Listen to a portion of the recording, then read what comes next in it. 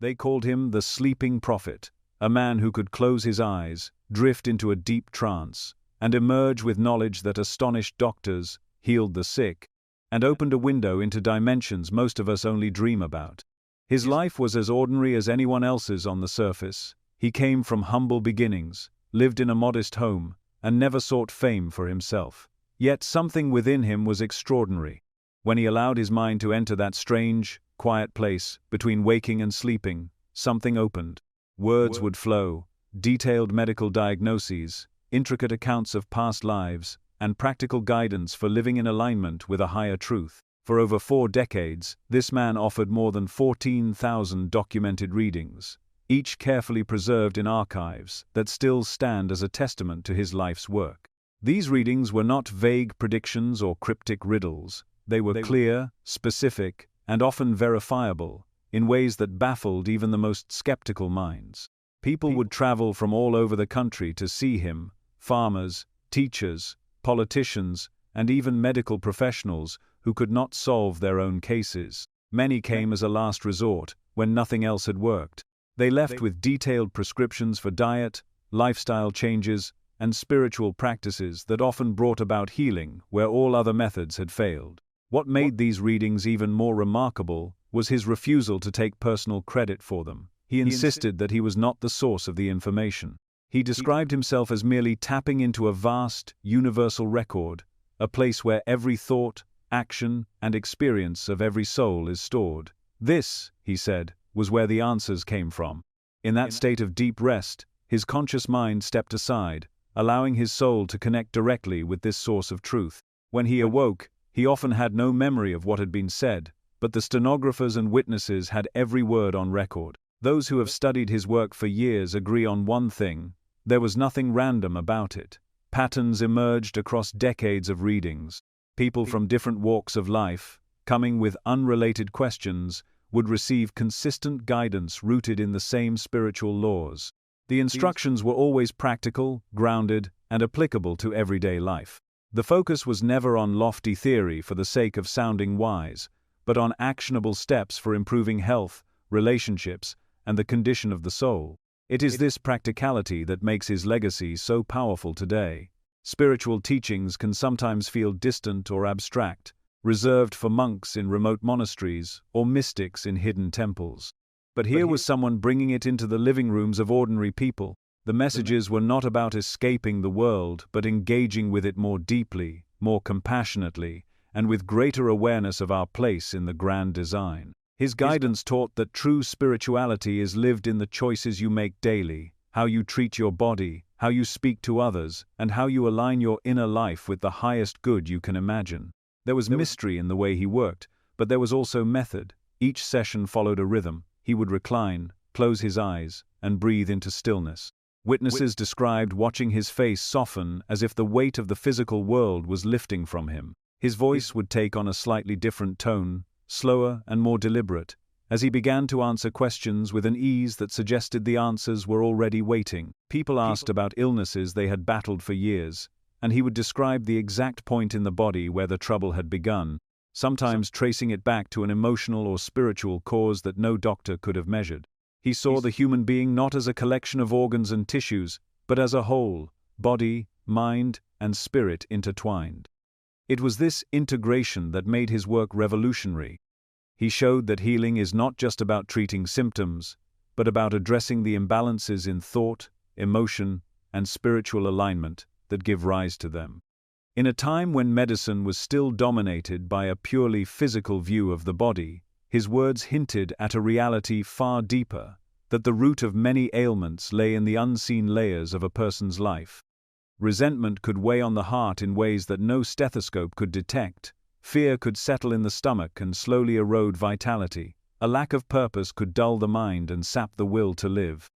And just as these inner states could harm the body, love, forgiveness, and spiritual connection could restore it.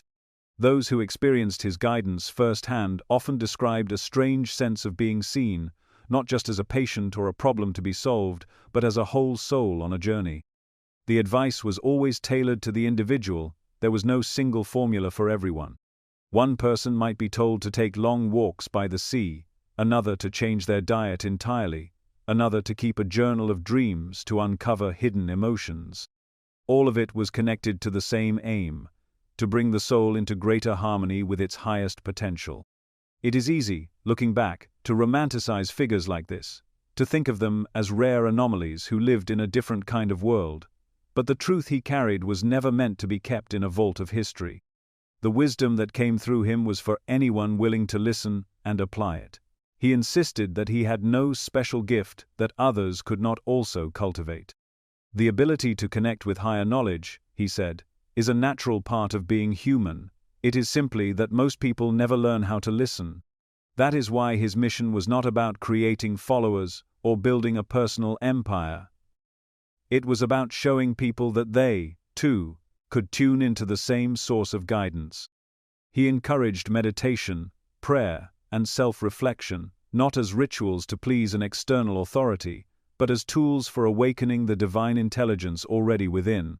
He wanted people to take responsibility for their health, their relationships, and their spiritual development, to understand that every thought and choice shapes not only this life, but the lives to come. This is what makes his body of work timeless. In an age of quick fixes and endless distractions, the message remains steady. Your soul's growth is the most important work you will ever do, and it cannot be postponed until some distant tomorrow. The steps toward a higher, more awakened life are available here and now, in the quiet decisions you make and the small acts of alignment you choose each day.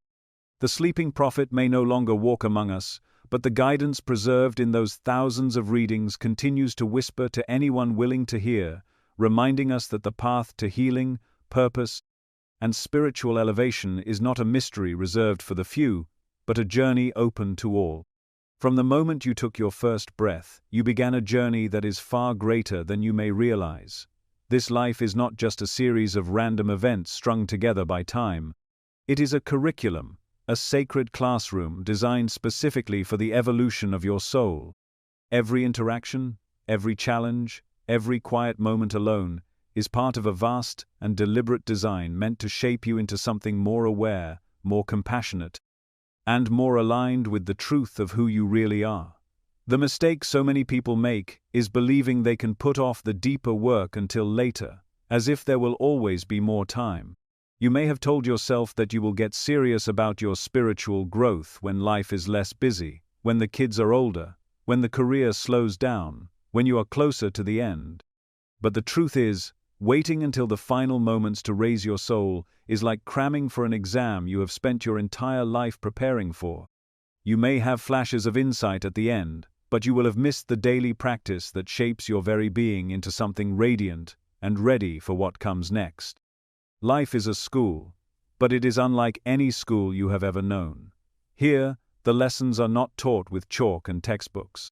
They are taught with heartache, joy, love, loss, opportunity, disappointment, and everything in between. Some of the most important teachings arrive wrapped in pain, disguised as setbacks. They come in the form of relationships that challenge you, moments of failure that strip away pride, and unexpected blessings that invite you to open your heart even wider. And while you may be tempted to see these as random, they are part of a pattern, a tailor-made sequence of experiences created to strengthen the qualities your soul most needs to develop. Every life is unique, because every soul's curriculum is unique. When you begin to understand that you are here to grow, not merely to survive, everything shifts. You stop asking why life is happening to you, and start asking what it is trying to teach you. You begin to see that the events you once labeled as good or bad are both essential parts of the same process. You stop fighting so hard against the discomfort and start leaning into it, knowing that each challenge is polishing you like a stone being smoothed by the river's current. And in that shift of perspective, something miraculous happens. You start to live consciously. You stop sleepwalking through your days and start showing up to class fully awake. The urgency to raise your soul now, in this moment, comes from the simple truth that you are not promised tomorrow. You know this in theory, but it rarely sinks in until life forces you to face it directly. A sudden illness, the loss of someone you love, or a moment that shakes your sense of safety, can pull back the curtain and show you just how fragile this physical existence really is. These moments are not meant to scare you, they are meant to wake you up. The time to grow, to love more deeply, to forgive, to step into the fullness of your purpose is now, not later. Not when the stars align, or when you have more energy. Now, because the way you live each day shapes the vibration of your soul, and that vibration is what you will carry with you beyond the last breath. When you treat this lifetime as a preparation for something far greater, the way you use your days changes. You stop wasting energy on grudges that weigh you down. You stop chasing empty goals that do nothing for your inner being. You start choosing experiences and relationships that feed your spirit instead of draining it. You begin to value the quiet moments of reflection as much as the milestones. And this shift isn't just about becoming better in some vague moral sense. It's about becoming lighter, freer, and more attuned to the higher laws that govern the soul's journey. You start to notice the way your thoughts influence your reality. You pay attention to the subtle nudges from within, guiding you toward the right choices. You begin to see life not as something that happens to you, but as something you are actively shaping through your awareness and intention. It's easy to imagine that spiritual growth happens in grand moments of revelation, but in truth, it is built in the small, consistent choices you make every day. The decision to pause and breathe instead of reacting in anger, the choice to speak kindness when it would be easier to criticize, the willingness to see the lesson in a disappointment instead of only the loss. These are the moments that matter. These are the moments that raise your soul, and when these choices become habits, you no longer need to wait for transformation, you are living it. There is a deep transformation available to you when you live with the awareness that each day is a step in the journey of your soul. You start to measure your life not by what you accumulate, but by what you contribute. You start to see people not as obstacles or tools, but as fellow travelers, each on their own path of growth. You begin to let go of the illusions that keep you small, the belief that you are your achievements, your failures, or your possessions. And in letting go, you discover a deeper identity. The you that existed before this life began, and will continue, long after it ends. Raising your soul before death is not about racing to complete a checklist of virtues. It's about entering a state of harmony with the deeper truth of your existence. It's about living in such a way that, when the time comes to step out of this body, you do so without fear, without regret, and without the weight of unfinished business. It's about carrying a frequency of love, clarity, and peace that is unmistakable, a frequency that is recognized and received in the higher realms of consciousness, and you don't achieve that state by accident. You achieve it by showing up each day with intention. If you wait until the end to begin this work, you miss the joy of living from that higher place now. You miss the way it changes your relationships, bringing deeper connection and healing. You miss the way it changes your perspective, allowing you to see beauty even in difficulty. You miss the way it brings a quiet confidence that no external circumstance can shake. When you raise your soul, life does not necessarily become easier, but it becomes richer, fuller, and infinitely more meaningful. The urgency is not a call to panic, but a call to presence. It is an invitation to see this moment, the one you are living right now, as sacred, to treat it as the opportunity it truly is.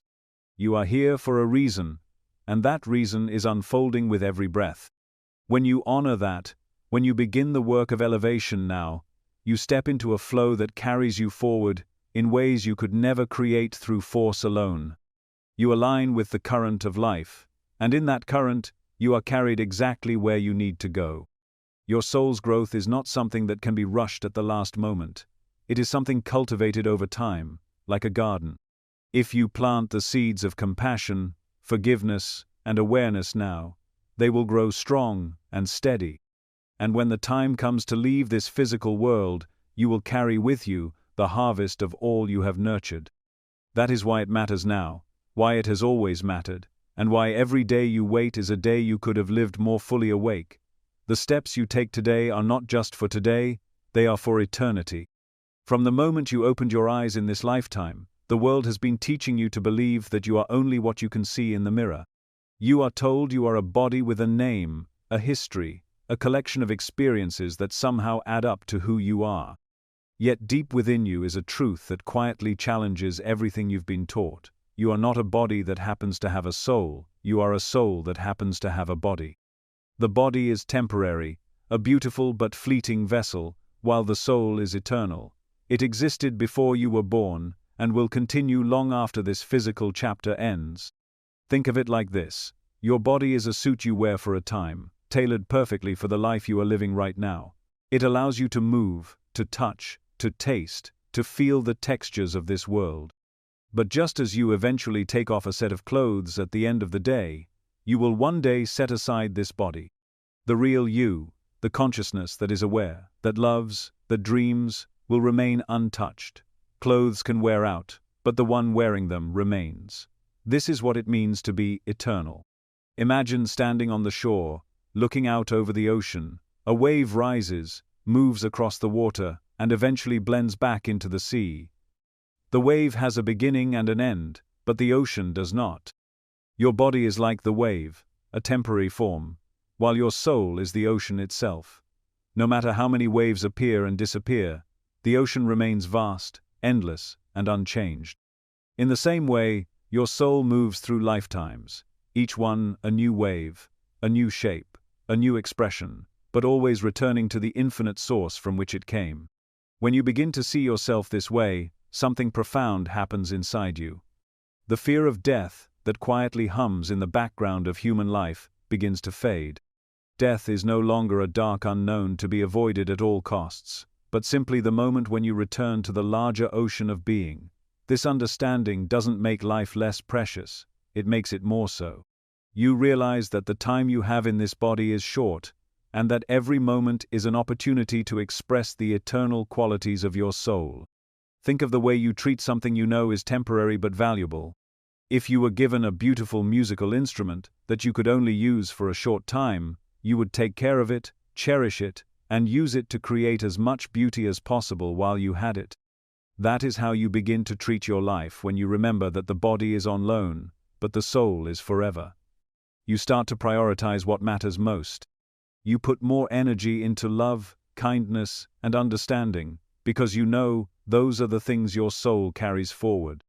The rest, the grudges, the petty fears, the endless chasing after status, suddenly feels small. This is not just a poetic idea. The more you identify with your eternal nature, the more your daily choices begin to shift. You stop making decisions out of fear and start making them out of alignment. You become less afraid to take risks that matter, speaking your truth, pursuing a dream, forgiving someone who has hurt you, because you see that the only real loss in life is failing to grow your soul. Every challenge becomes a chance to strengthen the qualities that will remain with you long after the body is gone. Understanding your eternal nature also changes how you see others. You begin to recognize that the people you meet are not just their personalities, their roles, or their current circumstances. They, too, are souls wearing temporary suits, walking their own path of learning and growth. Even those who frustrate or hurt you are on the same endless journey. This perspective softens your heart and makes forgiveness easier. It becomes harder to hold on to resentment when you realize you've likely shared lifetimes with these souls before, and may do so again.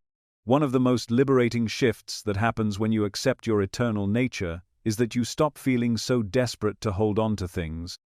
You can appreciate relationships, experiences, and possessions without becoming trapped by them. You can love deeply without clinging, because you know that connection transcends physical presence. You can face endings with grace, trusting that nothing truly real can ever be lost. To grasp this more fully, imagine you are an actor in a play. The set, the costumes, the dialogue, all of it feels incredibly real while you are on stage. But when the play ends, you step out of character and return to your true self. The role you played was not the totality of who you are. In the same way, this life is one role among many.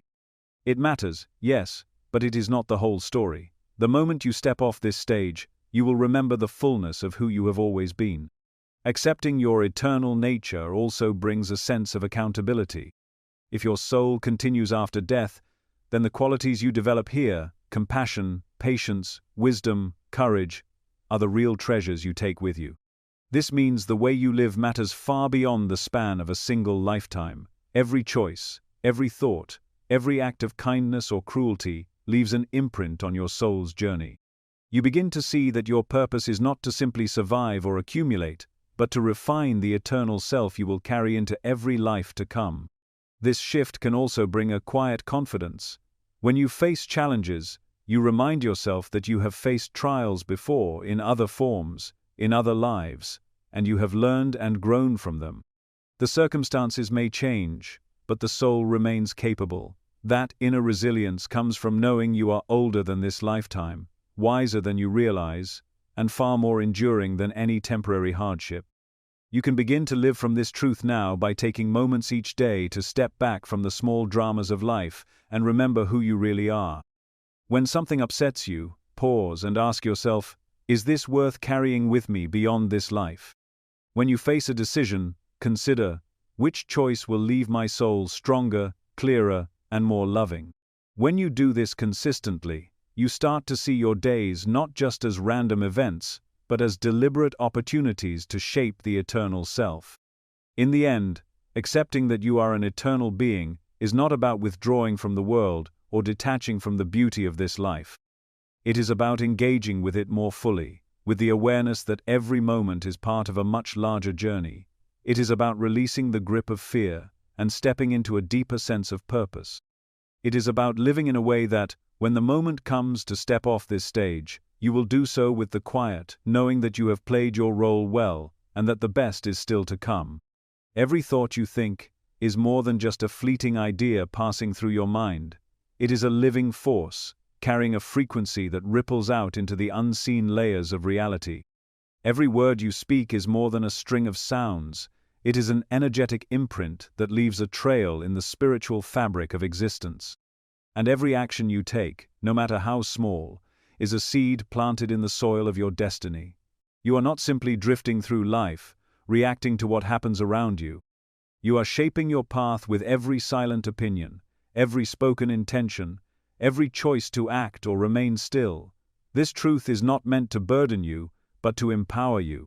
It means that right now, in this very moment, you have the ability to alter the trajectory of your life, and even influence the course of your soul's journey beyond this lifetime. To recognize this is to step into a new level of responsibility for yourself. It is no longer enough to say, "That's just how I am," or "I can't help how I feel." You can help it. You can direct your mind and shape your emotions. You can choose words that heal instead of harm, and you can align your actions with the future you want to create. This is the essence of spiritual maturity, understanding that you are not a victim of life's currents, but a navigator of them. The vibration you carry inside yourself is like a signal you are constantly broadcasting into the universe.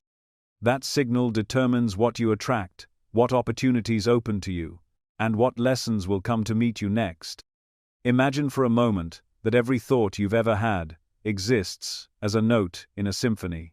Each time you choose kindness, you play a clear and harmonious tone. Each time you sink into bitterness or resentment, the note becomes discordant, pulling the overall melody out of tune. Life is simply responding to the music you create. If you don't like the song you are hearing, you have the power to rewrite it one thought, one word, and one action at a time. This is not a philosophy meant to shame you for negative thinking. It is an invitation to become aware of your own creative power and to wield it with intention.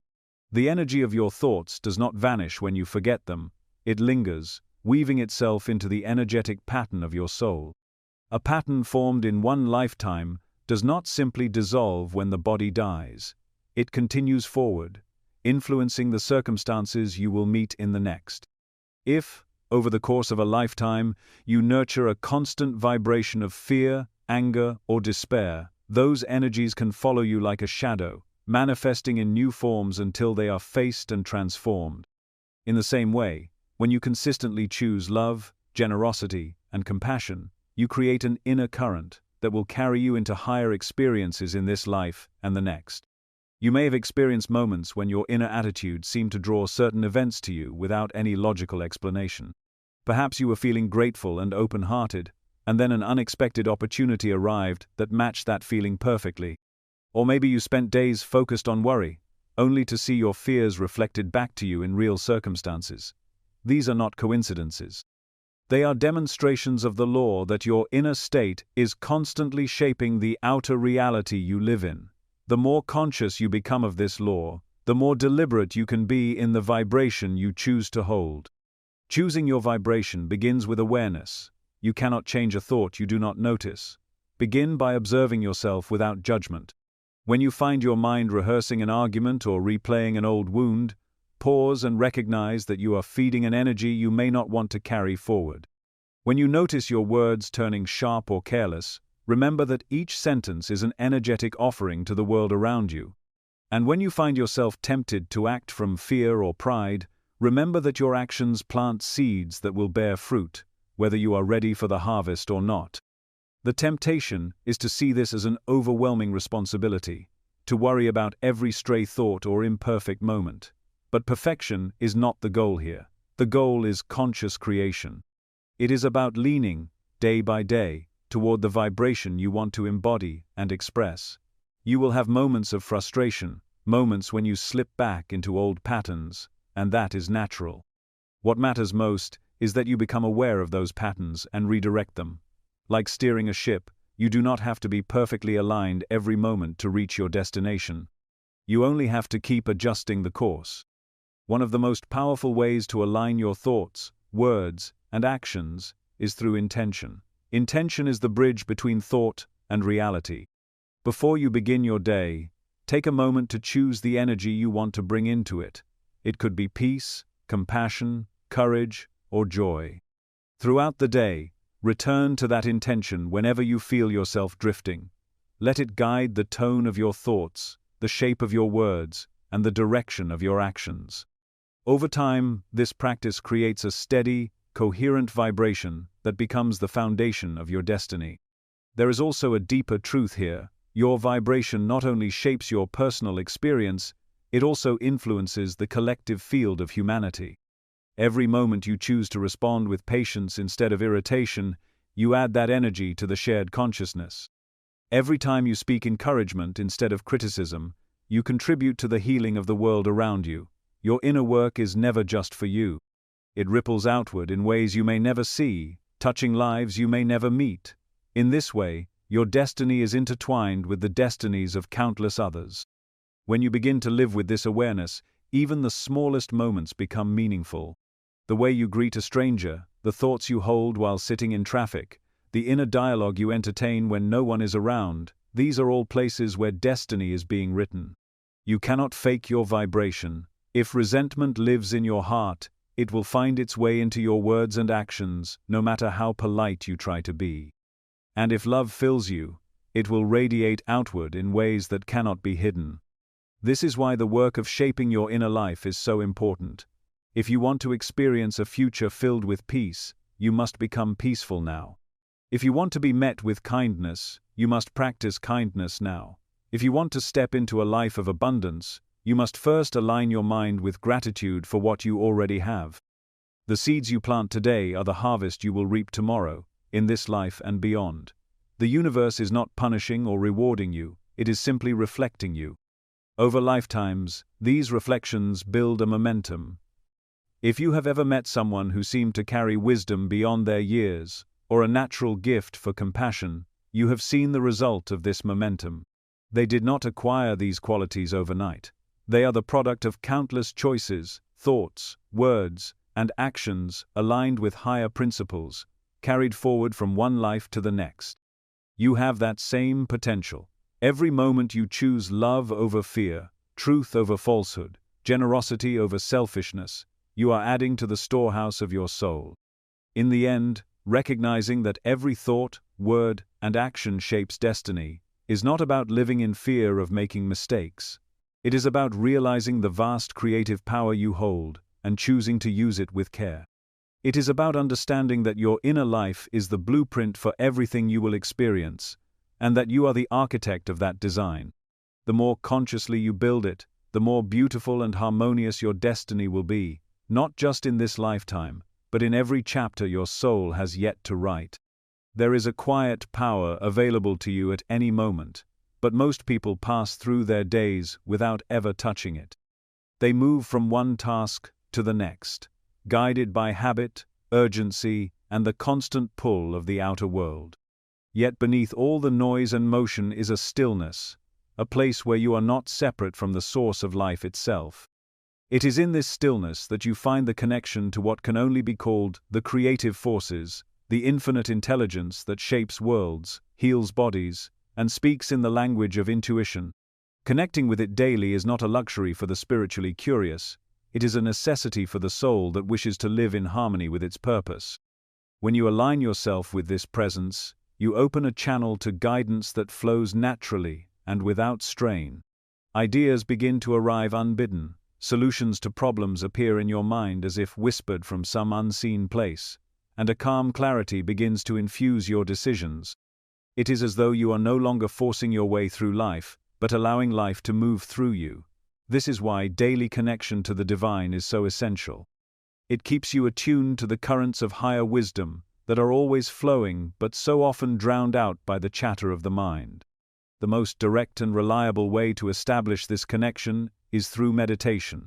Not the half-hearted attempt of sitting quietly while your thoughts run wild, but a conscious, deliberate practice of tuning yourself to the frequency of the creative forces.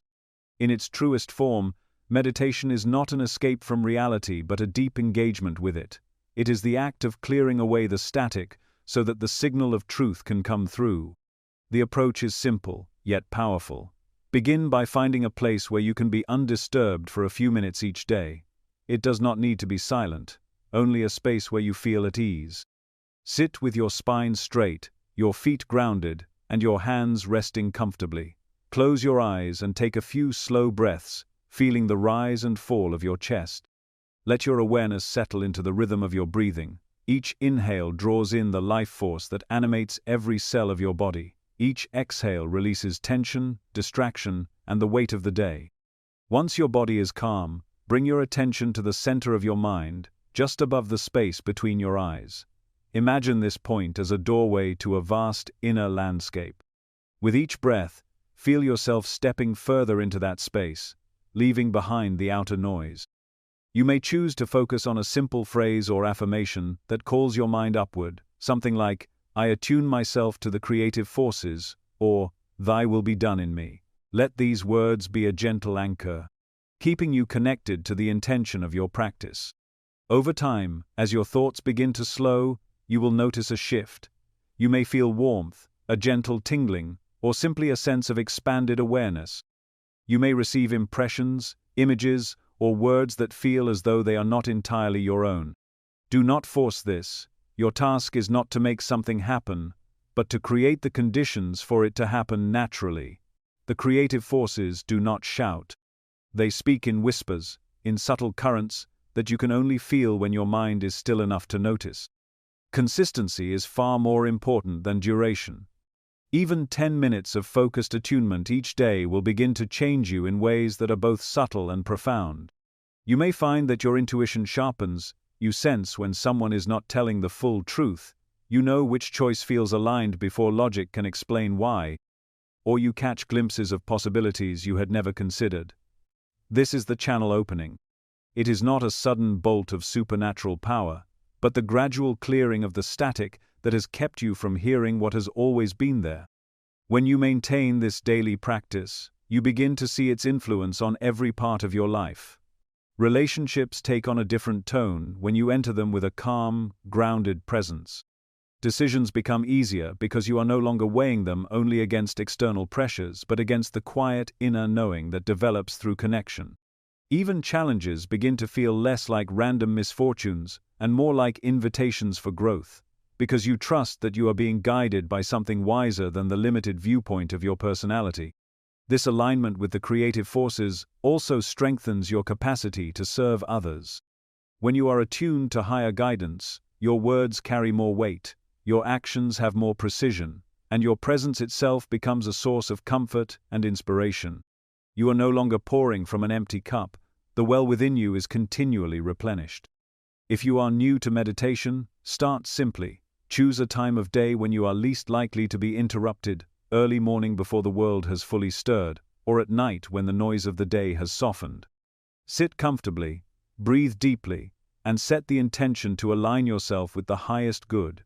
Use a short affirmation or a sacred phrase to focus your mind. When thoughts arise, do not fight them. Acknowledge them, and gently bring your attention back to your breath or your chosen words. Some days will feel more connected than others, and that is perfectly fine. The power of this practice lies in the commitment, not in chasing a particular feeling. You may also find it helpful to incorporate an act of gratitude before or after your meditation. Gratitude is a powerful tuning fork for the soul. It lifts your vibration instantly and prepares you to receive more of the guidance you seek. Take a moment to silently name 3 things you are grateful for, not as a mechanical list, but as a real feeling you allow to fill your heart. In time, this daily attunement becomes more than a practice, it becomes a way of living. You carry the stillness of your meditation into conversations, into decisions, into moments of challenge. The connection you cultivate in those quiet minutes each day begins to infuse everything you do. And gradually, you realize that the creative forces are not something you visit only in meditation, they are the very fabric of your being, the constant presence beneath every breath. The more you align with this presence, the more your life begins to feel guided rather than chaotic. You stop relying solely on willpower and begin to trust the deeper current carrying you forward. This does not mean challenges disappear, but it does mean you face them with a steadiness and clarity that surprises even you. The fear that once kept you clinging to the familiar begins to loosen its grip, replaced by a quiet confidence in the unseen hand that leads you. When you make space for this daily connection, you are doing more than calming your mind or reducing stress. You are reorienting your entire life toward the source of wisdom and strength that will never fail you. You are stepping into a partnership with the forces that created you, sustained you, and continue to guide you. And in that partnership, you will discover not only answers to the questions you have carried, but a deeper sense of who you truly are and why you are here. Your body is more than a biological machine keeping you alive. It is the living temple of your soul, the sacred vessel through which your spirit moves, acts, and expresses itself in the physical world. Every thought, feeling, and intention you carry flows through this vessel. And the state of the vessel affects how clearly your soul can shine through. When your body is weighed down with toxins, exhaustion, or neglect, your spiritual light struggles to radiate. But when your body is cared for, purified, and aligned with natural rhythms, it becomes a finely tuned instrument, capable of transmitting higher frequencies of consciousness with ease. Purifying the body is not about chasing perfection or obsessing over physical appearance. It is about clearing away the static that interferes with your natural connection to the higher realms of awareness. Imagine trying to hear a beautiful song through a radio full of static. The song is still playing, but it is distorted, interrupted by noise. This is what happens when your body is burdened with heavy, processed foods, stimulants, excess sugar, or substances that cloud your system. The pure signals of intuition, divine guidance, and spiritual inspiration are always flowing, but they are harder to discern when the body is not in harmony. Every cell in your body is alive with intelligence, responding to the energy you feed it. When you choose foods that are vibrant, natural, and full of life force, your cells respond with vitality. Fresh fruits, vegetables, whole grains, nuts, seeds, clean water, these are not just fuel for your body, they are carriers of light energy. They come from the earth, nourished by sunlight and water, holding within them the vibrational essence of creation itself. When you consume them, you are absorbing that energy and allowing it to become part of your own vibration. Over time, this raises the frequency at which your body and soul operate together. On the other hand, heavily processed foods, chemical additives, artificial colors, and refined sugars lack this life force. They may fill your stomach, but they do not nourish the temple of your soul. Instead, they create a sluggishness that clouds both physical and spiritual perception. Alcohol, excessive caffeine, and other stimulants may give a temporary rush, but they often leave the body depleted and out of balance. The same is true for overeating or eating in a hurried, distracted state. Digestion is not only a physical process, it is an energetic one. When you eat with mindfulness, gratitude, and presence, you invite your body to fully receive the nourishment it is being given. Cleansing the body is also about the way you move it. Stagnation in the body leads to stagnation in the spirit. When you keep your body active, whether through walking, stretching, dancing, yoga, or any form of movement that you enjoy, you are circulating energy through the temple. This circulation is not just about muscles and joints, it is about moving life force through your energy centers, clearing blockages, and keeping the channels of spiritual communication open. Movement helps release stored emotional energy as well, which can otherwise manifest as tension, discomfort, or illness. Rest is another vital part of purification. Just as your body needs movement, it also needs stillness and repair. Deep, restorative sleep is when your system naturally detoxifies, heals, and integrates the energies of the day. When you chronically deprive yourself of rest, you are not only exhausting your body but also dimming your spiritual sensitivity. During sleep, your consciousness often drifts into realms beyond the physical, receiving impressions, messages, and healing that strengthen you for the path ahead. To neglect sleep is to deny yourself one of the most profound tools for spiritual and physical renewal. Purification extends beyond food, movement, and rest. It includes the environment you place your body in. The spaces you inhabit influence your energy more than you might realize. A cluttered, chaotic environment can create a feeling of heaviness and distraction, while a clean, organized space supports clarity and peace. Surround yourself with natural light when possible. Open the windows to let fresh air in. Choose colors, sounds, and scents that uplift and inspire you. Nature is one of the most powerful allies for purification. Spending time outdoors, breathing fresh air, walking barefoot on the earth, feeling the sun on your skin, these simple acts help recalibrate your body to the rhythms of the natural world and wash away the stress of artificial environments. Your thoughts and emotions are also part of your body's environment. Chronic negativity, fear, or resentment can have as toxic an effect on your physical health as unhealthy food. These emotional toxins build tension in the muscles, disrupt digestion, weaken immunity, and interfere with the body's natural flow of energy. Purification means releasing these patterns just as much as it means cleansing the diet. Practices like meditation, prayer, journaling, and deep breathing can help you clear emotional clutter, replacing it with thoughts and feelings that uplift and heal. Hydration is another key to maintaining a purified temple. Water is the carrier of life force within your body. It flushes out toxins, supports every cellular function, and helps maintain the flow of energy throughout your system.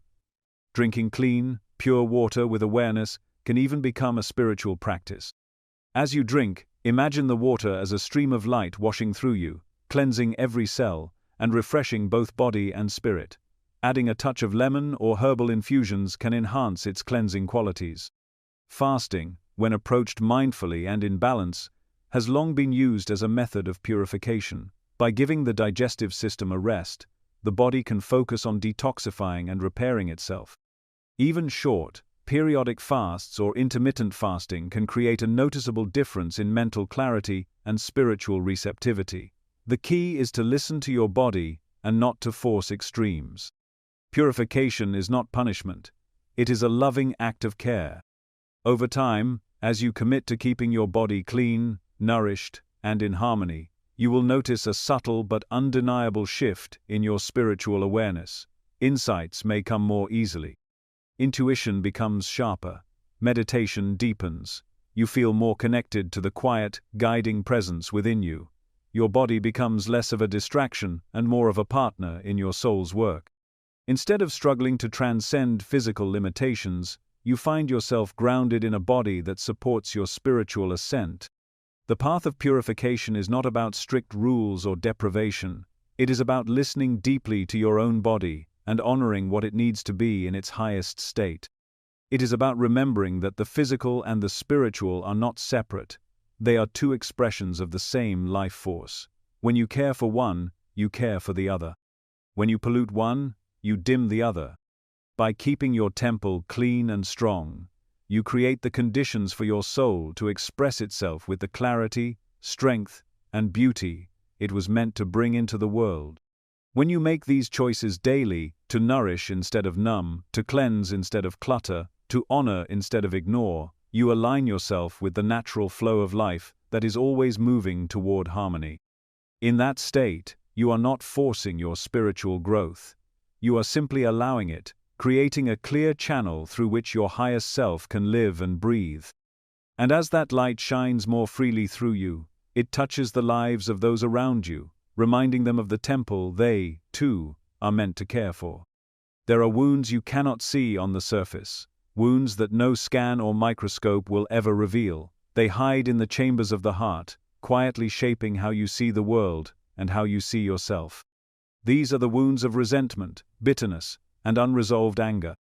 Left unaddressed, they become a form of spiritual poison, not because they mark you as a bad person, but because they quietly drain your life force, cloud your judgment, and block the flow of the higher love that is meant to move freely through you. Every time you replay a wrong done to you, every time you tighten your heart against someone's name or face, you are feeding that poison. And while it may feel justified in the moment, the cost is far greater than most people realize. Holding on to resentment is like carrying a heavy stone in your pocket everywhere you go. At first, you hardly notice the weight. But as days turn into months, and months into years, you find yourself exhausted without knowing why. That heaviness doesn't just stay in the heart, it seeps into your thoughts, into your relationships, and even into your body.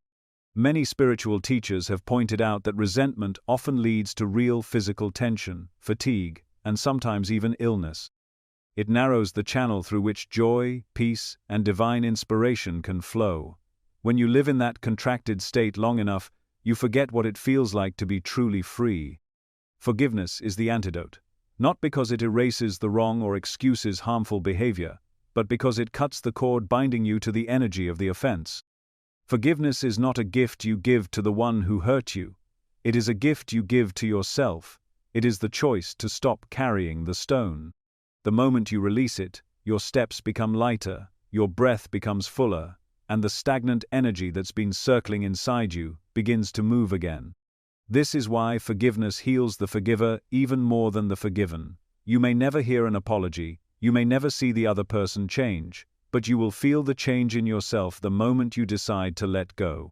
It's important to understand that forgiveness is not a single act in many cases. It's a process, and sometimes a long one.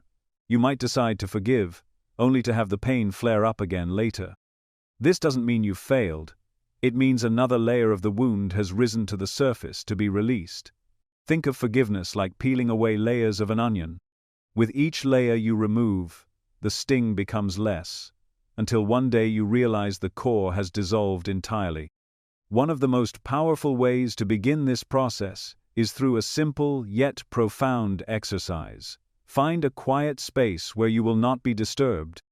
Close your eyes and take a few deep breaths, allowing your body to soften. Bring to mind the person you wish to forgive, and imagine them standing in front of you. Notice how your body responds, the tension in your chest, the clenching in your jaw, the quickening of your heartbeat. Do not try to suppress these reactions.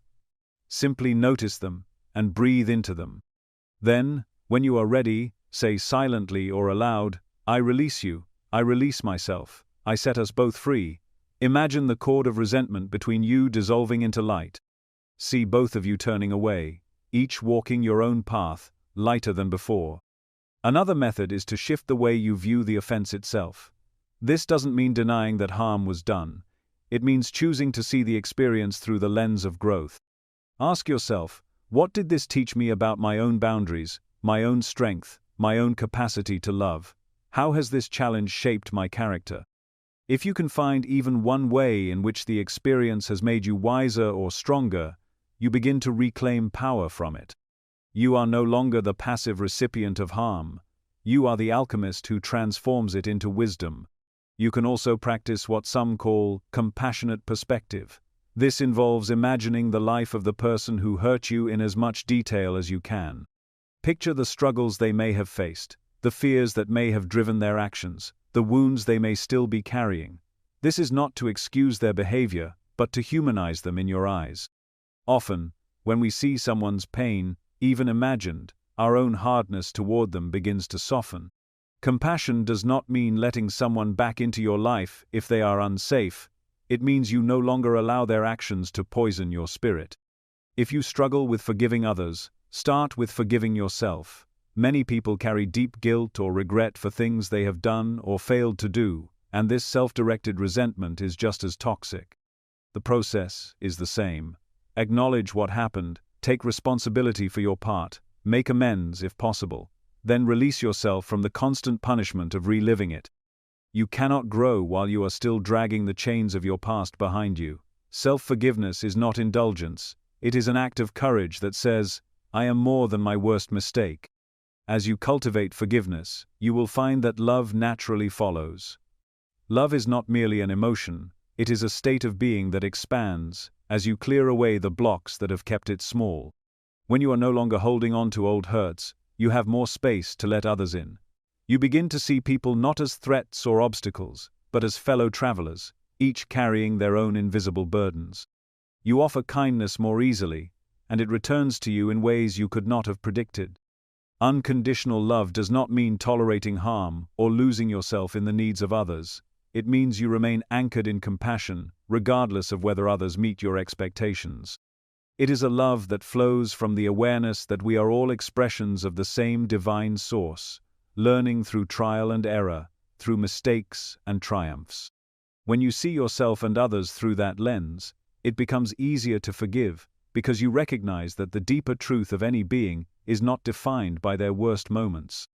The practice of unconditional love and forgiveness is not about becoming weak or naive, it is about becoming unshakable. When your love is not dependent on others behaving a certain way, you cannot be manipulated or diminished by their actions.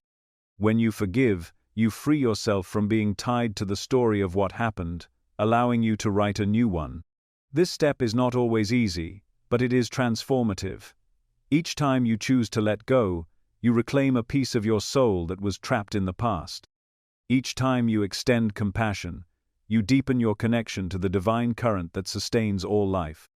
Over time, you will notice that your inner world feels lighter, your outer relationships become healthier, and your sense of purpose becomes clearer. You are no longer living with a closed heart, but with one that breathes freely, open to giving and receiving love without fear. And perhaps the most beautiful thing about this practice is that it ripples outward. When you embody forgiveness, you become a living example for others who are trapped in their own cycles of bitterness. Without preaching a single word, you show them that it is possible to be free. In that way, your choice to release resentment does more than heal you, it quietly heals the world around you. There is a reason you carry the particular blend of skills, passions, and abilities that you do.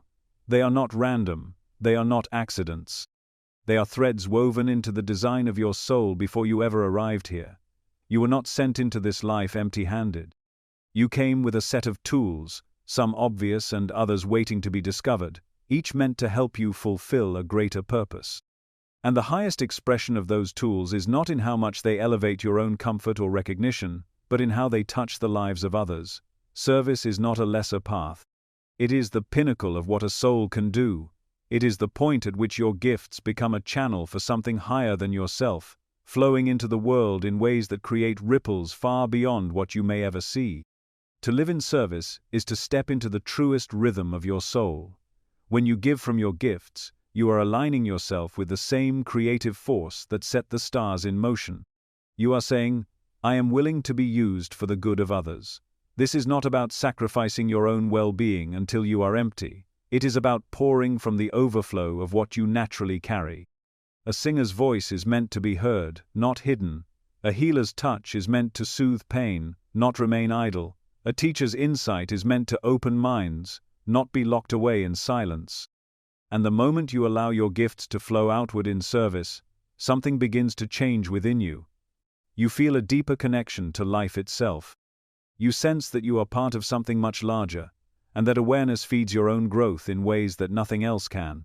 There are countless moments when lives have been changed because someone chose to use their abilities in service rather than keep them for personal gain. Consider the story of a woman who had always been drawn to working with her hands, creating intricate herbal remedies from plants she grew in her garden. She saw it only as a hobby, something to calm her mind at the end of a long day. But when a friend fell ill and traditional treatments failed, she offered one of her remedies. Within days, there was a noticeable improvement. Word spread, and soon she found herself preparing healing blends for neighbors, friends of friends, and strangers who came to her door. What she once thought was a simple pastime revealed itself to be a calling. The more she gave, the more she felt her own spirit come alive, as though she was finally in step with her reason for being here. Another example comes from a man who had a gift for listening without judgment. People seemed to open up to him naturally, often sharing their struggles and fears without knowing why they trusted him so quickly. For years, he dismissed it as just being a good listener, but when he began volunteering at a crisis hotline, he realized his presence and calm energy were saving lives. In using this gift intentionally, he found a sense of fulfillment that no amount of personal achievement had ever given him. By giving his time and energy to others, he was not losing anything. He was becoming more of who he really was. These stories are not rare exceptions. Every person holds within them the potential to serve in a way that is unique to their own spirit. The challenge is often not in having a gift, but in recognizing it. So many people overlook what they are naturally good at because it comes easily to them. They assume that if it is effortless, it must not be special. But the very things you find yourself doing without strain, the things that feel natural, joyful, or instinctive, are often the most valuable to others. What you see as ordinary may be exactly what someone else needs to move forward in their own life.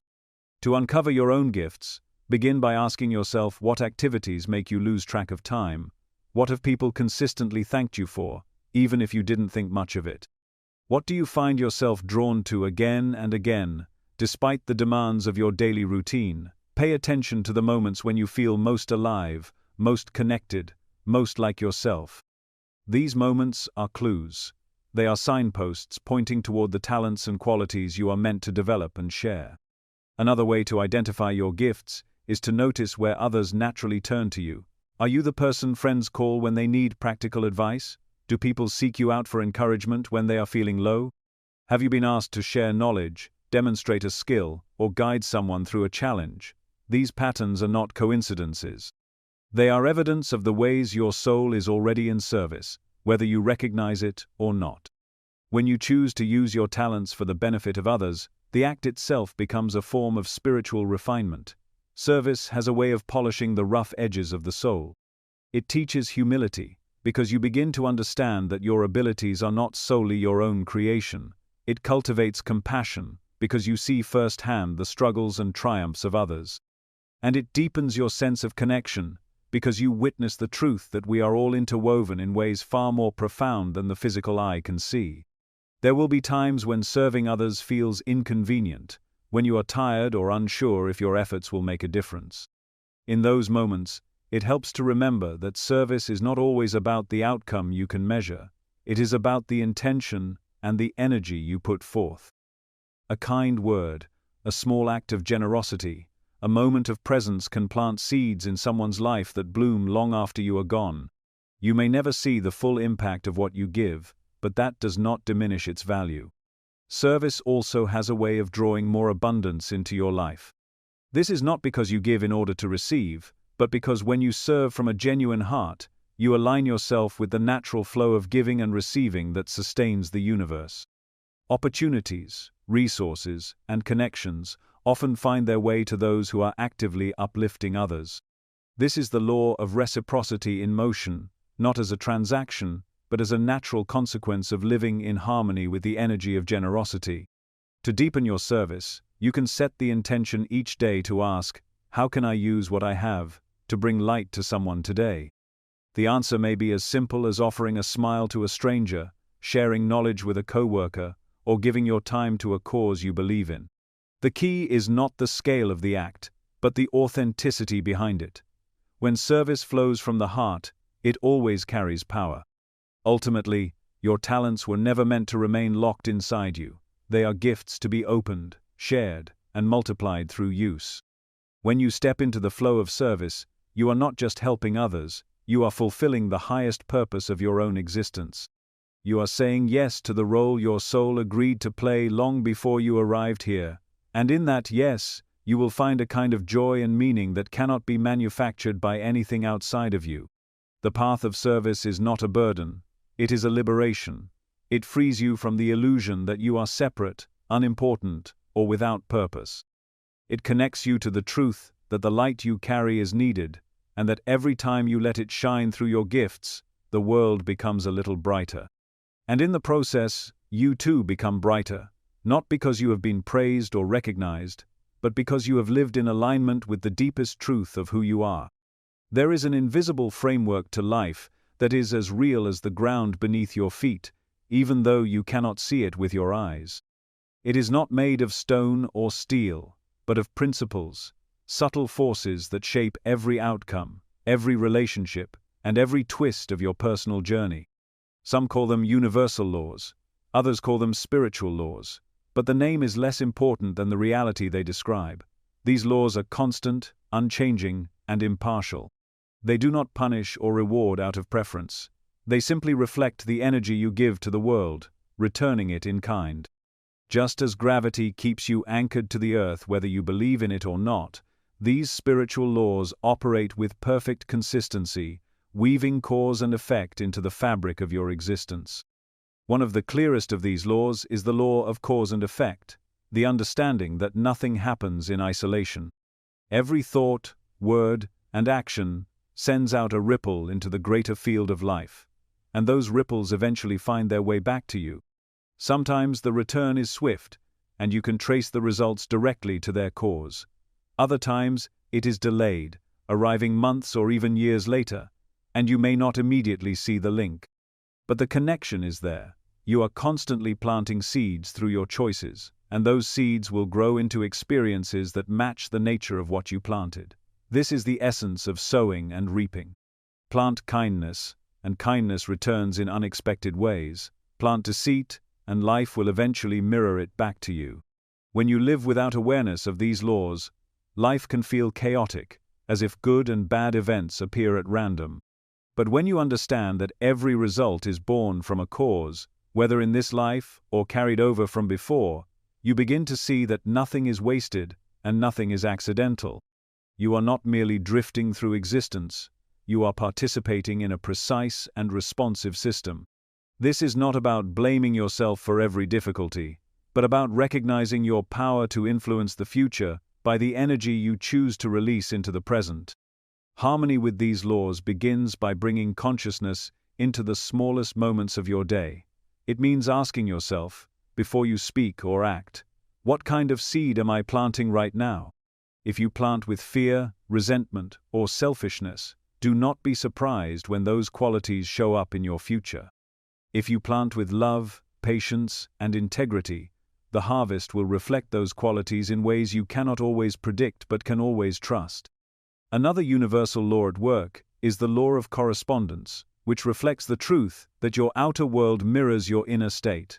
The quality of your thoughts and emotions is reflected in the circumstances of your life. This is why lasting change cannot be achieved solely by rearranging external conditions. If you wish to live in peace, you must cultivate peace within yourself. If you wish for abundance, you must first dissolve the beliefs that keep you feeling unworthy or fearful of receiving. Life is always responding to the vibration you carry. The law of resonance also plays a vital role. Energy seeks to match with like energy. When you elevate your own vibration through gratitude, integrity, and compassion, you naturally begin to attract people and opportunities that match that frequency. This is not magic in the sense of bending the rules. It is the rules. You are like a tuning fork. Whatever tone you are vibrating at will call forth matching tones from the world around you. Living in harmony with these laws requires more than knowing they exist. It requires alignment in thought, feeling, and action. For example, you cannot desire love while acting with cruelty and expect to experience true connection. You cannot crave abundance while constantly speaking of lack and believe that wealth will flow to you. The laws are not fooled by words alone. They respond to the total vibration you are sending, which is shaped by your genuine intentions and the energy behind them. Practical alignment begins with honesty. Take time each day to reflect on your actions and the energy you brought into them. Ask yourself, if life gives back what I am putting out, what am I creating for myself right now? This level of self-awareness can be uncomfortable at first, because it shines a light on patterns you may have ignored. But it is also liberating, because once you see the pattern, you can change it. You can also work consciously with the law of giving and receiving. This law states that whatever you send out, whether material, emotional, or spiritual, will return to you in equal measure. If you want to receive more kindness, start giving more of it. If you wish for more opportunities, help others create theirs. The act of giving, when done with sincerity and without expectation, opens the channels for receiving. This is not transactional in the human sense. It is energetic balance in motion. Another way to align with divine principles is through the practice of intention. Before you take an action, pause and set a clear, loving intention for what you wish to bring into the world through that act. Whether it is writing an email, preparing a meal, or making a major decision, your intention becomes the seed that shapes the outcome. When your intention is rooted in service, truth, and harmony, the law of cause and effect will eventually reflect those qualities back to you. It is also important to remember that the laws operate on both the personal and collective levels. The energy of communities, nations, and even humanity as a whole is subject to the same principles. When enough people act in fear, that energy manifests in the world as conflict and instability. When enough people act in love, that energy manifests as peace and cooperation. This means that every choice you make contributes to the greater field we all share. You are not powerless in the face of the world's problems. Every seed you plant in your own life contributes to the harvest of the collective. Living by these laws does not mean you will never face hardship.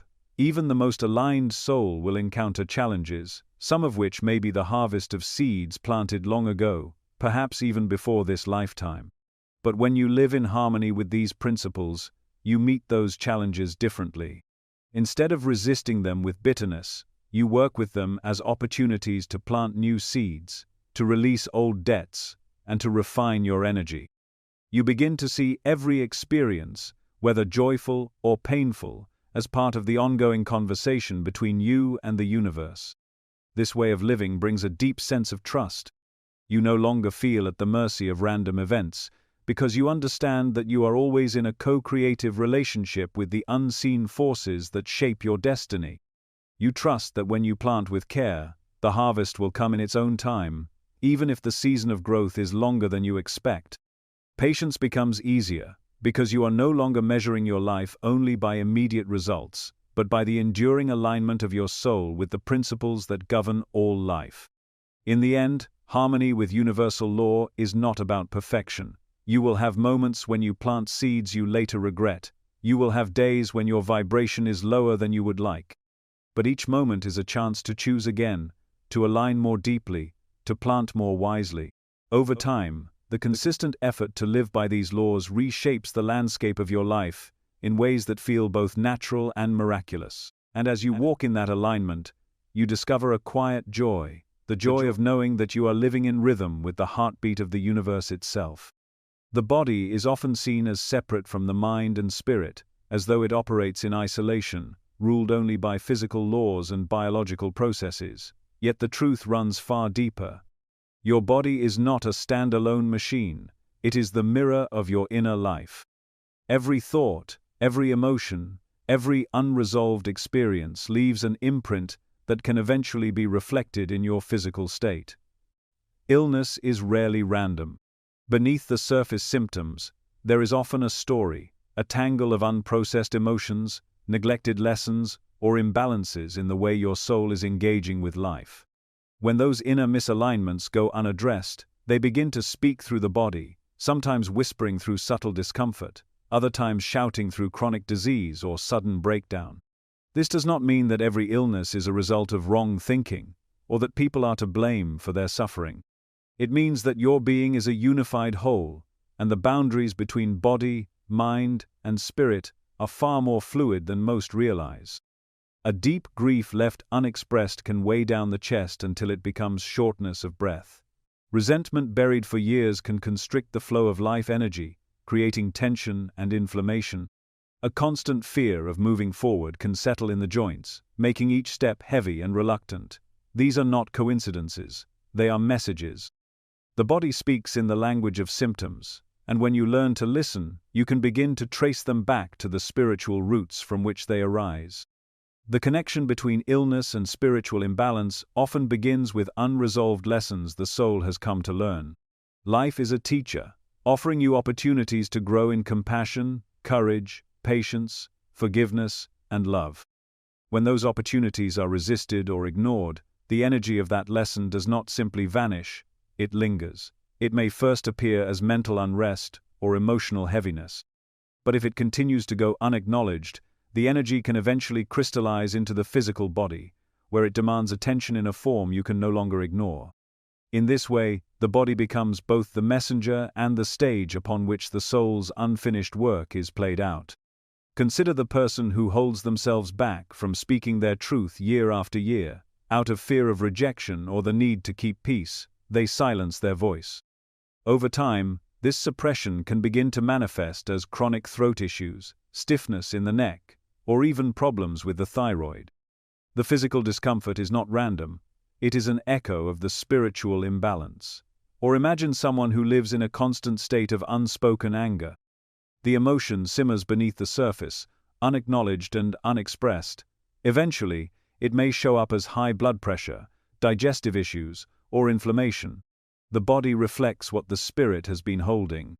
Healing, then, is not simply about treating symptoms. True healing addresses the whole being, body, mind, and spirit, working together in harmony. Physical remedies can ease pain and restore function, but if the spiritual root of the imbalance remains untouched, the illness may return in another form.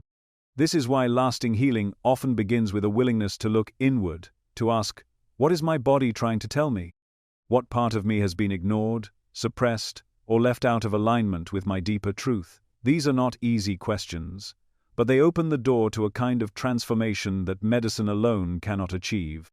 A holistic approach to healing recognizes that while the body needs nourishment, movement, and care, the mind also needs clarity, and the spirit needs connection. This might mean combining medical treatment with practices like meditation, prayer, or energy work. It might mean speaking with a counselor or spiritual mentor to explore unresolved emotions. It might mean journaling to uncover patterns of thought that keep you in cycles of stress or fear. It could involve spending time in nature to reconnect with the rhythms that keep life in balance. Healing becomes a partnership between all parts of yourself, each one supporting the others toward wholeness. Many people have experienced profound shifts in health after addressing the spiritual dimensions of their illness. A man struggling with recurring back pain found no lasting relief through physical therapy alone, but when he explored the emotional weight he had been carrying from years of supporting others without asking for help, his healing accelerated. A woman battling chronic fatigue began to recover after she acknowledged the resentment she felt from living a life that was shaped entirely by the expectations of others rather than her own desires. In both cases, the physical body responded when the underlying spiritual imbalance was brought into the light and resolved. Listening to your body requires patience and compassion. It means slowing down enough to feel what is truly there, even when it is uncomfortable. It means respecting the signals your body gives instead of overriding them with distraction or willpower. If you are constantly tired, perhaps your spirit is asking for rest and reflection. If you are experiencing tension in your chest, maybe there is a grief that needs to be honored. If your digestion is in turmoil, perhaps it is mirroring difficulty in digesting certain life experiences or emotions. These connections may seem symbolic at first, but when explored with honesty, they often reveal a direct link between the body's state and the soul's state. One of the most empowering truths is that the same unified system that manifests imbalance also has the power to restore balance.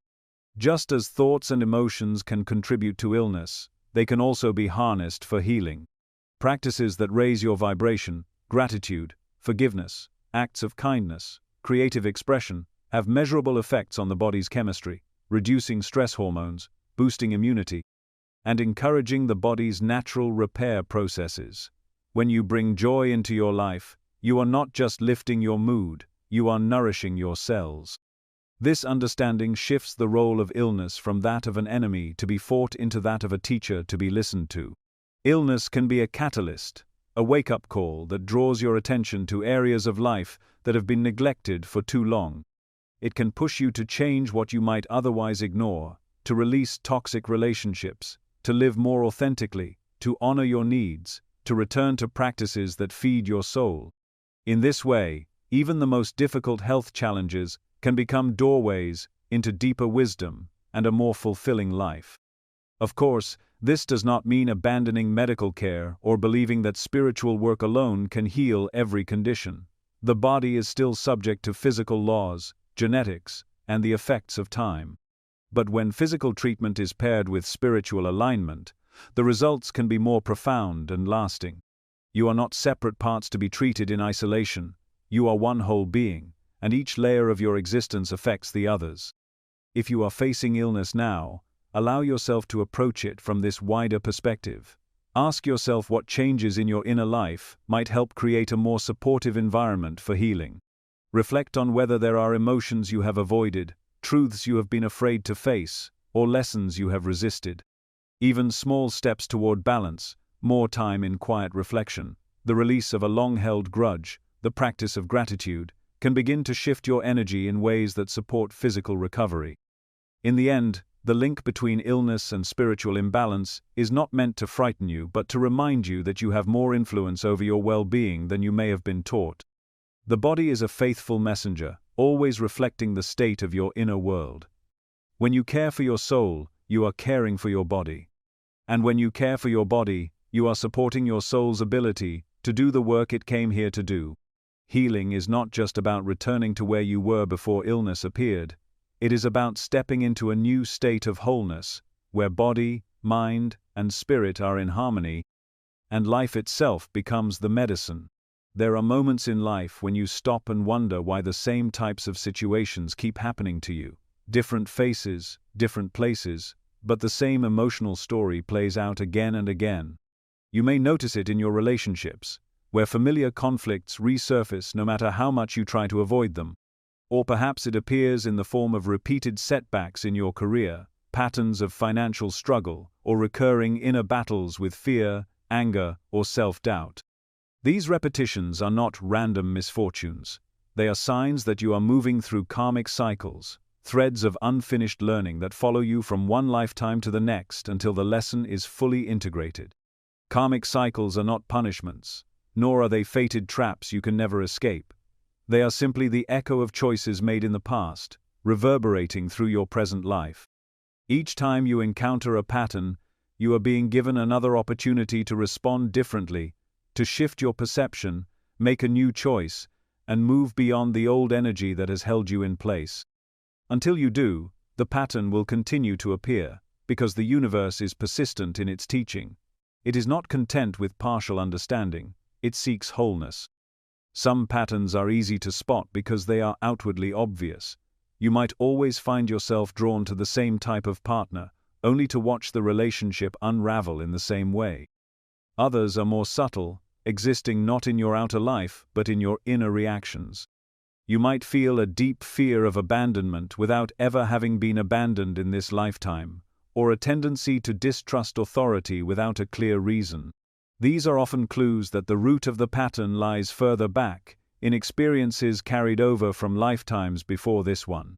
The first step to overcoming these patterns is awareness. As long as you are moving through life on autopilot, you will continue to repeat the same stories without realizing it. Begin by paying attention to the situations that trigger strong emotional responses in you, especially if they feel familiar or exaggerated compared to the present circumstances. Ask yourself, when have I felt this before? What choices did I make then, and what was the result? This type of self-inquiry shines a light on the unconscious threads weaving through your experiences. Once you begin to see the pattern, resist the urge to judge yourself for it. The mind often wants to label these repetitions as failures, but they are actually signs that your soul is ready to address something deeply important. Every recurrence is a gift disguised as frustration, an open door to transformation if you are willing to walk through it. Judgment will only keep you entangled because it ties the energy of the pattern to shame. Instead, approach it with curiosity. What is this here to teach me? What would resolution look like? Breaking free from a karmic cycle requires that you make a different choice than the one you have made before. This might mean responding to a provocation with calm instead of anger, or choosing to trust where you have always withdrawn in fear. It might mean setting boundaries in places where you have previously allowed yourself to be overrun, or offering forgiveness where you have always held on to resentment. The shift does not need to be dramatic to be powerful. Even the smallest change in response can begin to dissolve the old energy. One of the most effective ways to work with these patterns is through meditation or reflective journaling. Create a quiet space, close your eyes, and bring the recurring situation to mind.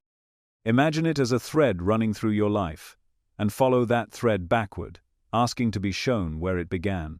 Images, feelings, or memories may arise, sometimes from earlier in this life, sometimes from times and places that feel unfamiliar yet strangely real. You do not need to force these impressions. Simply allow them to surface and watch without judgment. As you trace the root of the pattern, you may discover that it began with a decision made in a moment of fear, pride, or misunderstanding. Perhaps you closed your heart to protect yourself, and that closure became a habit carried into lifetime after lifetime. Perhaps you took on a belief about your worth or your place in the world that has shaped every choice since. Seeing the origin of the pattern is powerful, because once it is conscious, it can be released. You are no longer bound by an invisible thread. You are holding it in your hands. To release it, you might choose a simple ritual of intention. Write down the essence of the pattern as you now understand it. Then, speak aloud your willingness to learn the lesson in a new way. Affirm that you are choosing differently from this moment forward. You might burn the paper as a symbolic act, watching the old energy transform into smoke, or bury it in the earth to signify that it has returned to the soil from which new growth can come. These actions are not magic in themselves, but they signal to your subconscious and to the deeper forces guiding your life that you are ready for change. It is also important to remember that some karmic patterns are shared with others. You may be moving through a recurring dynamic with a family member, friend, or partner because your souls have agreed to work something out together. In these cases, releasing the pattern does not always mean the relationship ends, but it does mean that the way you show up in it changes. When one person shifts, the whole dynamic begins to transform. Patience is essential in this process. Some patterns dissolve quickly once the lesson is understood, while others unravel slowly, layer by layer. There may be moments when you feel as though you have regressed, only to realize later that you are meeting the old situation from a higher place than before. Each step forward matters. Each moment of choosing awareness over reaction weakens the hold of the past. The reward for doing this work is freedom. When you break a karmic cycle, you are no longer living on a loop. You open space for new experiences to enter, experiences that are not colored by the old story. You begin to feel a lightness in your energy, as if a weight you didn't realize you were carrying has been lifted. And perhaps most importantly, you strengthen your capacity to live consciously, no longer driven by forces you cannot see, but guided by the wisdom you have earned through your willingness to face yourself honestly. The truth is that every soul has patterns that stretch across lifetimes. They are not signs of failure, but markers of the deep work you came here to do. You are not meant to be trapped in them forever. You are meant to notice, to learn, and to rise above them. And every time you do, you not only free yourself, you also lighten the energy for others who are caught in similar cycles. In this way, your personal healing becomes a gift to the whole of life. From the moment you were born, you have been walking toward a doorway that every soul eventually passes through. That doorway is not an end but a continuation, the next step in a journey that stretches far beyond the boundaries of this single lifetime. The transition beyond this life is often feared because it is misunderstood. It is painted as an abrupt severing from everything you know, a plunge into the unknown. Yet when you look deeper, you begin to see that death is not a breaking point but a passage, one you have crossed many times before. Your consciousness does not end when the body releases its final breath. It expands, it sheds the weight of the physical form, and returns to a state of clarity and connection that this world only allows in glimpses. There is a process that follows this transition, a kind of homecoming where the soul is met by guides, loved ones, and familiar presences from beyond. These are not strangers but beings who have walked alongside you through lifetimes, watching, guiding, and waiting for your return. Many speak of a moment of great peace, as if the noise of the world suddenly falls silent, and what remains is a profound sense of being held. There is no fear in that moment, only the recognition that you are going somewhere you have always belonged. Soon after, the soul experiences what can only be called a review, not a judgment handed down by some distant authority, but a deeply personal, all-encompassing reflection. You see your life in vivid detail, not just from your own perspective, but through the eyes and hearts of those you have touched. You feel the joy you brought others, as if it were your own. You also feel the pain you caused, not as punishment, but as a way to understand the ripple effects of your actions. In this space, there are no lies, no hiding, no masks. There is only truth, a truth infused with compassion, because the purpose of this review is not condemnation, but learning. You see where you lived in alignment with your highest self and where you fell short, and you understand with absolute clarity what those moments taught you. Preparing for this transition is not something to leave for the final days of your life. Just as you would not wait until the night before a journey to prepare for a long voyage, you should not wait until your last breath to prepare for the most profound passage of your existence. To prepare is to live in such a way that, when your life review comes, you meet it with peace, knowing you lived as fully and as authentically as you could. It means cultivating the qualities you will want to carry with you: love, kindness, forgiveness, courage, truth, because these are the treasures that remain when all else is left behind. One of the most powerful practices for readiness is to make peace with your relationships now. Do not wait to offer forgiveness or to ask for it. Unresolved conflicts weigh heavily on the soul, and they can follow you into the next life, creating the need for further healing and lessons. When you release these burdens in the present, you step into the next chapter lighter, freer, and more open to the higher experiences awaiting you. Another practice is to live with conscious gratitude. Each day, pause to recognize the beauty and goodness that surrounds you. This does not mean ignoring life's difficulties, but rather allowing the light to be just as real to you as the shadows. Gratitude shifts the vibration of your being, and that vibration is the frequency you carry into the next world. When you live in gratitude, you are already practicing the energy of the afterlife, where love and appreciation are the natural state. Meditation and prayer are also invaluable in preparing for the transition. They help you grow familiar with the inner stillness you will encounter beyond the body. In moments of deep meditation, you already touch the edge of the afterlife, the vast, timeless awareness that exists beyond thought and form. By returning to this space regularly, you lessen the fear of death because you have visited a piece of it and found it to be peaceful. You come to understand that your consciousness can exist without the constant chatter of the mind or the demands of the body. It is also important to consider the legacy you are leaving. Legacy is not just material wealth or achievements, it is the energy, the impact, the example you leave behind. Ask yourself, what do I want my presence in this world to have meant? This question has a way of cutting through distractions and helping you live with intention. It inspires you to pour yourself into what truly matters, knowing that the love you give, the kindness you show, and the wisdom you share will echo beyond your lifetime. The continuity of consciousness means that death is not an interruption of who you are but a continuation of your becoming. The personality you have cultivated, the lessons you have learned, the love you have embraced, all of it goes with you. Even your challenges are not wasted.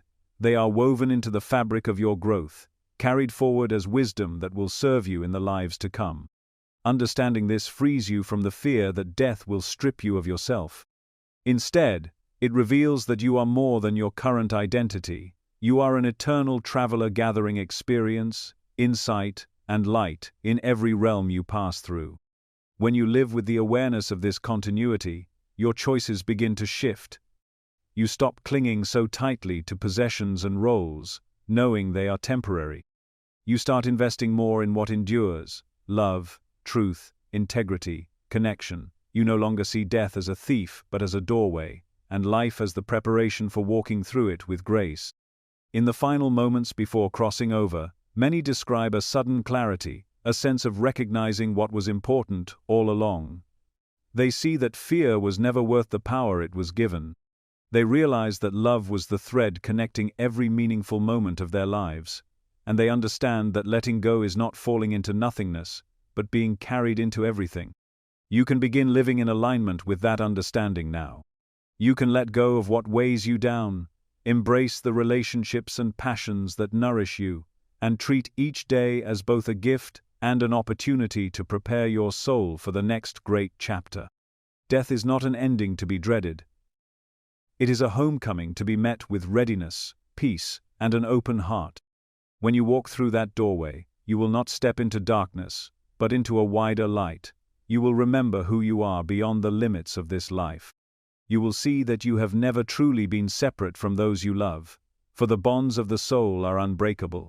And as you stand on the other side, looking back with new eyes, you will understand that this life, with all its joys, struggles, and lessons, was a single, precious part of an eternal story, and that your journey is only just beginning. Over the years, countless stories have emerged of people whose lives were transformed in ways so profound that even the most skeptical observers were left without an easy explanation. These accounts, preserved in the archives of those who carefully recorded them, tell of healings that defied medical prognosis, recoveries that science at the time could not account for, and personal transformations that altered the very course of a life. They are not the result of vague encouragement or fleeting inspiration. They are the tangible outcomes of applying principles that reach far deeper than the surface of the mind and body. Some of these accounts involve physical healing where conventional approaches had failed. There are detailed reports of individuals bedridden for months, or in some cases years, who began following a regimen rooted in a blend of spiritual alignment, diet, rest, and focused prayer. Within weeks, symptoms began to ease, pain diminished, and strength returned. These changes were not the result of a miraculous snap of the fingers, but of a steady and deliberate application of the guidance they had received. In many cases, doctors who had exhausted their own options were startled by the measurable improvements in their patients. Others found their transformations in areas far beyond the physical body. People who had lived for decades, in the grip of anxiety, grief, or bitterness, discovered that by following the steps of attunement, forgiveness, and daily connection with the creative forces, their inner world began to soften and open. The heaviness they had carried for so long lifted, replaced by a calm resilience and a renewed sense of purpose. They spoke of waking each day with a clarity and hope they had not felt since childhood, as though the fog around their spirit had finally cleared. One striking thread running through many of these cases is that the transformation often came when individuals committed fully to the process. They did not merely dabble or pick and choose the parts that felt convenient. They made the principles part of their daily rhythm, setting aside time for meditation, aligning their choices with universal law, keeping their thoughts and actions rooted in love, and taking responsibility for the patterns they recognized in themselves. In doing so, they found that change was not only possible, it was inevitable. The archives hold testimonies of those who faced life-threatening illness and were told there was little more that could be done. In following the holistic guidance offered, which combined the physical with the mental and spiritual, they not only survived but thrived, often going on to help others through the very same challenges they had overcome. Some became living examples of the power of these principles, inspiring those around them simply by the evidence of their own transformation. Even more remarkable are the cases where healing occurred in ways no one had specifically asked for. People would come seeking help for a physical ailment, and while that condition might improve, they would also find old fears dissolving, relationships mending, or new opportunities opening in their lives. This ripple effect spoke to the fact that true healing works on every level of being, body, mind, and spirit, and that you cannot fully heal one without touching the others. There are documented stories of individuals who, after years of strained relationships, decided to genuinely practice forgiveness. They worked through their resentment layer by layer, letting go of the old anger they had carried. In time, they saw the people around them respond in kind. In some cases, family members who had not spoken for years found themselves talking again. In others, the relationship itself did not resume, but the person's heart was freed from the bitterness that had weighed it down, allowing them to love more fully in other areas of their life. The same is true for those who applied the understanding of karmic cycles. By recognizing the patterns that had followed them through the years, sometimes decades, they began making different choices, breaking the loops that had kept them trapped. As those patterns dissolved, new experiences began to enter their lives. They discovered a sense of liberation that no external change could have given them, because it was rooted in the transformation of their own consciousness. The cumulative weight of these thousands of documented accounts is difficult to dismiss. Each one might be explained away by chance or coincidence if taken alone. But together, they form a body of evidence, too consistent to ignore. They reveal that when a person truly lives by these principles, when they align themselves with the eternal nature of the soul, cultivate daily attunement to the divine, live in harmony with universal law, and embody unconditional love and forgiveness, the result is a life transformed from the inside out. What makes this legacy so compelling is that it is not dependent on belief alone. Many who experienced these healings did not begin with unshakable faith. Some came to the teachings reluctantly, or out of desperation when nothing else had worked, yet by applying the steps with sincerity, they found that the results spoke for themselves. Faith grew not as a prerequisite, but as a natural consequence of seeing real change unfold. These stories serve as both proof and inspiration. They remind you that transformation is not reserved for the rare few with unusual gifts or perfect discipline. It is available to anyone willing to align their life with the deeper currents of truth, and live consistently in that alignment. The principles do not favor one person over another. They respond to sincerity, commitment, and the willingness to take each step as it is given. If you have ever wondered whether the path truly works, these thousands of lives stand as living answers. They are the proof that healing and renewal are not abstract possibilities, but tangible realities. And they are the encouragement that whatever challenges you face, there is a way forward, a way that not only addresses the surface of the problem, but transforms the roots from which it grows. In the end, the greatest legacy of these accounts is not just the healings themselves, but the truth they point to, that when you align yourself with the principles that govern life at its deepest level, you step into a current that carries you toward wholeness. You do not have to force it, manipulate it, or beg for it. You only have to live it. And when you do, the results will not only change your life, they may one day become part of the growing record of proof that this path, walked with sincerity, works unfailingly. Living the 7 steps is not about treating them as lofty ideals reserved for quiet moments of study or special occasions of reflection. They are meant to be woven into the fabric of your everyday existence, guiding you as naturally as the rhythm of your own heartbeat. Each step is a compass point, a way of orienting yourself toward the highest expression of who you are. When you carry them into your morning routines, your conversations, your work, your challenges, and your rest, they stop being ideas and become the living pulse of your soul's journey. The first step invites you to awaken to your true spiritual nature, to remember that you are more than the body you inhabit and the roles you play. This awareness does not require hours of meditation to sustain, though that can help. It simply means pausing throughout the day to reconnect with the truth that you are a soul first, here for a purpose that transcends temporary circumstances. It's in those moments, a breath before reacting, a glance at the sky in gratitude, a silent prayer of alignment, that you keep your life anchored to something deeper than the fleeting events around you. The second step, recognizing that every thought, word, and action shapes your destiny, becomes a quiet but constant filter through which you live. Instead of letting your mind run on autopilot, you notice its patterns.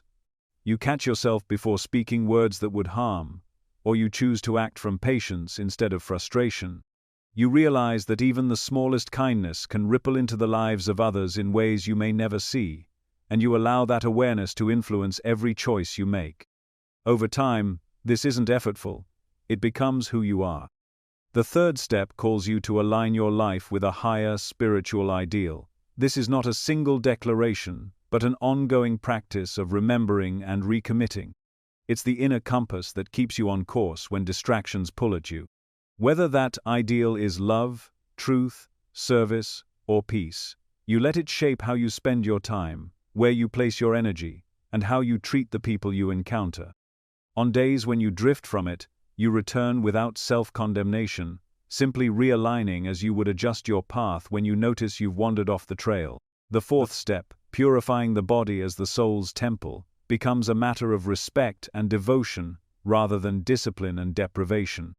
You choose foods that nourish because you understand they are fuel for the vessel your soul moves through. You make time for movement, not out of obligation, but because you feel the difference when energy flows freely.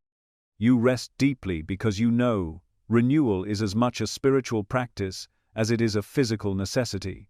You keep your environment clear and harmonious because it supports the clarity within you. The fifth step, finding inner stillness to hear the voice of spirit, is the thread that weaves through all the others. In the noise of the world, stillness becomes your sanctuary. Whether through meditation, prayer, mindful breathing, or simply a few moments of silence before bed, you create spaces where the deeper wisdom within you can rise to the surface. These moments do not have to be long, but they must be intentional. Over time, you discover that guidance is always available. It is only a matter of being quiet enough to hear it. The sixth step, using your unique talents to serve others, transforms ordinary days into sacred opportunities. You stop wondering whether your gifts are significant enough, and instead begin offering them in whatever way you can. You write the note of encouragement, share your knowledge, listen without judgment, create beauty where there is none. Service becomes less about grand gestures and more about showing up in ways that are true to you, trusting that what flows naturally from your heart is exactly what someone else needs.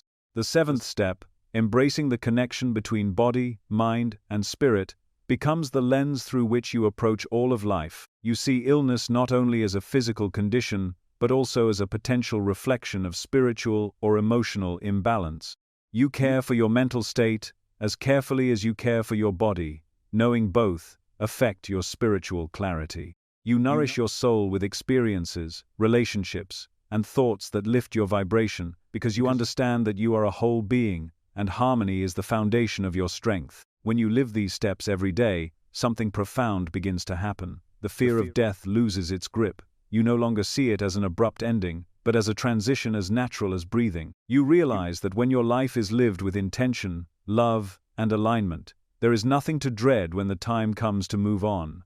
Death becomes another chapter, not the conclusion. The energy you have cultivated, the love you have given, the truths you have lived, these are what you carry forward, and they cannot be taken from you. Living this way does not mean you will never face challenges, grief, or uncertainty. It means that when those moments come, you meet them with a deeper steadiness. You have a compass. You have practiced returning to center so often that even in the storms, you know where to find your anchor.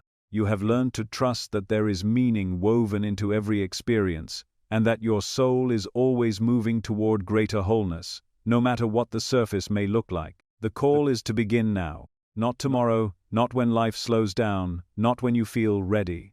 Each of these steps can be lived in small ways today, in the thought you choose next, the way you speak to the person in front of you, the meal you prepare with intention, the quiet moment you claim before sleep. The power of these steps is not in how grand they look from the outside, but in how consistently you live them from within.